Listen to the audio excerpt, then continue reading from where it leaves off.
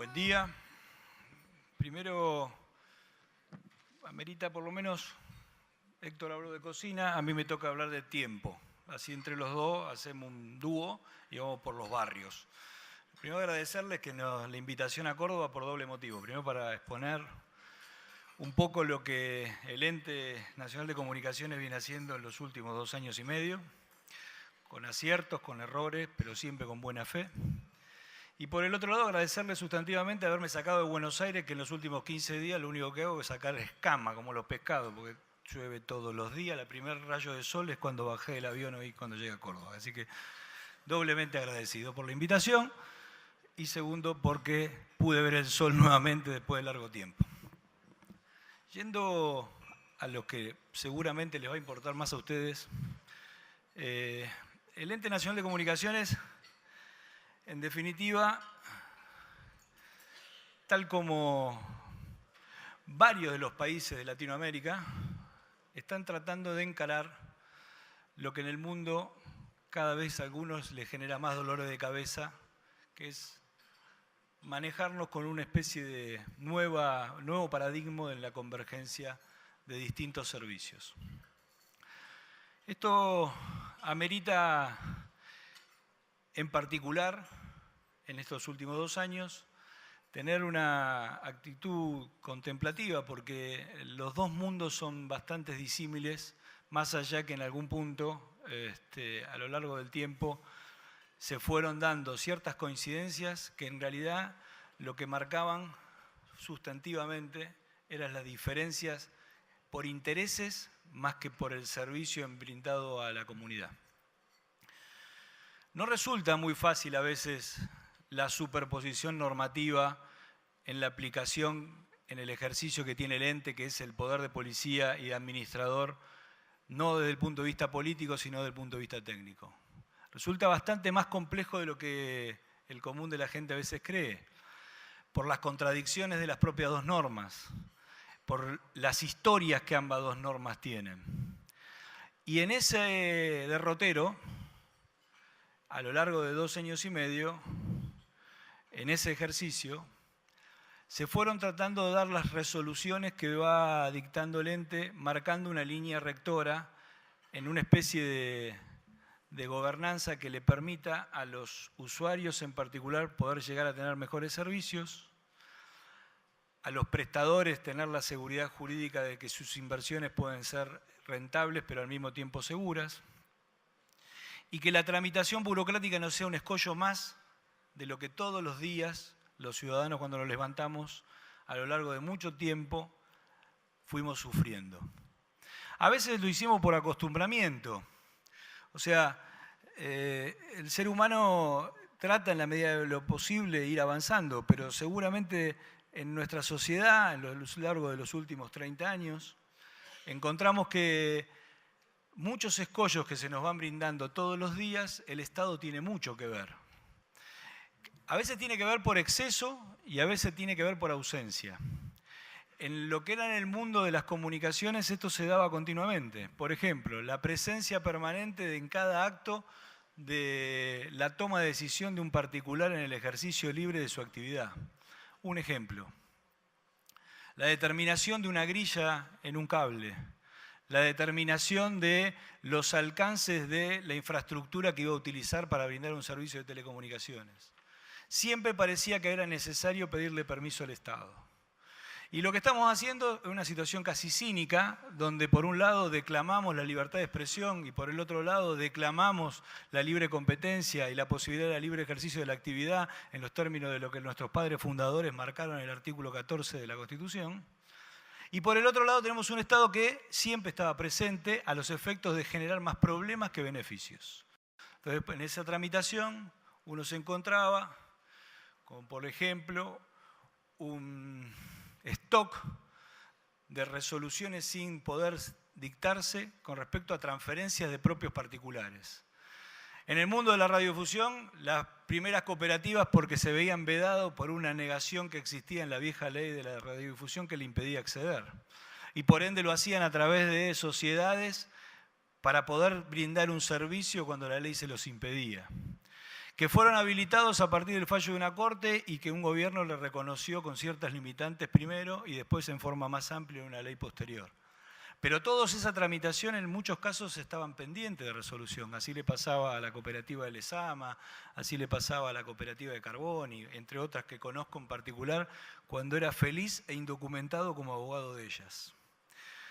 Ahora, en el mundo, cuando me toca hacer de este rol, ya no del ejercicio liberal de la profesión, sino como funcionario, noto que la lucha encarnizada entre la burocracia no es fácil, porque siempre está a la vista la posibilidad recurrente de seguir siendo el control ideológico desde la burocracia para que los expedientes duren lo que dura la eternidad. Y eso hace que llevar adelante, por ejemplo, los alcances de la modificación que hizo el 267 en la tramitación de los expedientes por un plazo determinado, bajo percibimiento de tenerlo fictamente aprobado, al día de hoy en algunos casos encontramos retrasos de 300 días, 400 días, independientemente de la norma expresa. Quiere decir que a veces no solo alcanza con las normas, sino con la contracción a las tareas de los propios funcionarios. Algunos van perdiendo más pelo, otros les sube el colesterol, a mí me saldrán más caras sobre lo primero y lo segundo, pero la verdad que a veces este mundo se hace difícil. Ayer nomás veía un planteo que hizo un colega sobre la transferencia de uno de los distintos operadores, en este caso nuevos TIC, diciendo expresamente esto, diciendo esta transferencia lleva 10 años y hay 2 muertes en el medio de la familia que integraba esa sociedad. Y lo que lleva a una especie de permanente extorsión desde el Estado para no resolver lo que debería haberse resuelto en cuestión de horas. Creo que la actual administración, en distintas áreas, y en particular bajo el ejercicio de los principios que el Ministerio de Modernización que lleva adelante Andrés Ibarra, me parece que ha cambiado la focalización del problema hacia un rumbo diferente, a tratar que las cosas fluyan más rápido, a que el interior pueda resolver las cosas con trámites a distancia, a que la tecnología no sea una enemiga, sino que sea la herramienta para la transformación de la rapidez y el acceso más rápido a cuestiones elementales de los seres humanos cuando explotamos nuestras actividades. Eso en el ente es una lucha sobre esa burocracia histórica que, entre otras condiciones, nos da como relevancia que aparenta, por un lado, que solamente se resuelven las cuestiones de grandes operadores y que quedan pendientes sin resolución las cuestiones de pequeños operadores. Ahora, aquel que tiene la capacidad de análisis crítico, de leer el boletín oficial aburriéndose día a día, podrá tomar debida nota que ese proceso durante la gestión del compañero, miembro y colega del directorio Miguel de Godoy trató en la medida de lo posible de llevarlo a mejor puerto. Y si a eso se le agrega la vocación que todos los restos de los directores, ya sea del oficialismo como de la oposición, en busca de ese norte, probablemente las soluciones sean más inmediatas que las que vivieron hace largo tiempo. Por otro lado, no es fácil para aquellos que vienen de un mundo, de una industria que dentro del Producto Bruto Interno mueve unos 300 millones de dólares, insertarse dentro de la industria que mueve casi 9.000 millones de dólares. Y esa industria, que parecía la hermana menor, la radiodifusión, sorprende a veces con la capacidad de movilización. Yo me reflexionaba hace un rato con algún amigo y le decía, todavía me sigo sorprendiendo, como por ejemplo el día martes en la comisión del Senado, era monocolor la discusión, casi como que los hermanos menores les imponen a los hermanos mayores los alcances y los lineamientos de dónde debe discutirse. Y a veces es difícil, no para aquellos que solamente nos dedicamos a esta actividad, sino para aquellos que llevan adelante la representación popular o la defensa de los intereses de las provincias. En este caso, a que esa audiencia, ni más ni menos, si solamente lleva a la mirada de un pequeño hermano menor en la discusión de los alcances de un programa de gobierno que empiece a ordenar, entre otras condiciones, esta dicotomía que hay en la superposición de normas, y empecemos a discutir ya no solo por el soporte, sino por el servicio que se brinda en un mundo que es irremediablemente así, hace que la cuestión sea mucho más difícil para todos los comunes mortales que tenemos que andar caminando por la calle. ¿Y por qué digo esto? Porque me parece que ha llegado el momento de empezar a tomar conciencia de ciertos caracteres que la humanidad por lo menos entró en un proceso que va a ser cada vez más dinámico. La transformación de la radio y la televisión llevó 50 años, la transformación de la televisión llevó unos 10, 12 años, la transformación de Internet lleva 5 y cada vez los procesos son más vibrantes y más cortos. La principal empresa de taxis del mundo no tiene un solo vehículo. La principal inmobiliaria del mundo no tiene un solo inmueble. Ahora, eso no quita que tengan el mayor movimiento de ingresos dentro de sus actividades. Si nosotros no empezamos a comprender lo necesario de caminar juntos con aquellos operadores que son los articuladores de acercar lo que ante la distancia, no quiero hacer el ejemplo de la carreta o del avión, del auto y la ruta o la autopista, sino en el mero hecho de prender una cámara y dar enter y estar intercomunicados en forma inmediata y tener la posibilidad de acceder al conocimiento en forma mucho más rápido y la posibilidad de darle respuestas.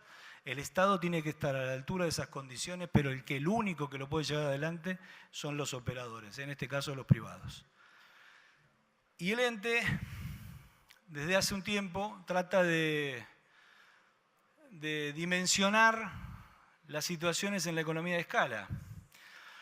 En esta industria no hay nada más problemático que discutir esa economía de escala en los grandes operadores y la posibilidad de la realidad en los baquianes locales. Y para eso dispone del servicio universal tratando de, entre otras condiciones, no andar dando una dádiva para que puedan desarrollar la infraestructura porque casualmente esos operadores no la necesitan, pero sí darle la posibilidad de tener un mejor desarrollo, porque ese desarrollo le va a permitir tener los músculos necesarios para poder competir en otras condiciones. Y en eso me parece que a lo largo de estos 2 años y pico, el servicio universal ha tratado de ser por lo menos un poco más operativo que en otras épocas. Desde ya, de la misma manera que les dijo Héctor, quedo a disposición de las preguntas que si alguno la tiene, con todo gusto podré evacuarlas si me da. Y por el otro lado, nuevamente agradecerle por haber tenido el primer día del sol después de tantos días. Muchas gracias.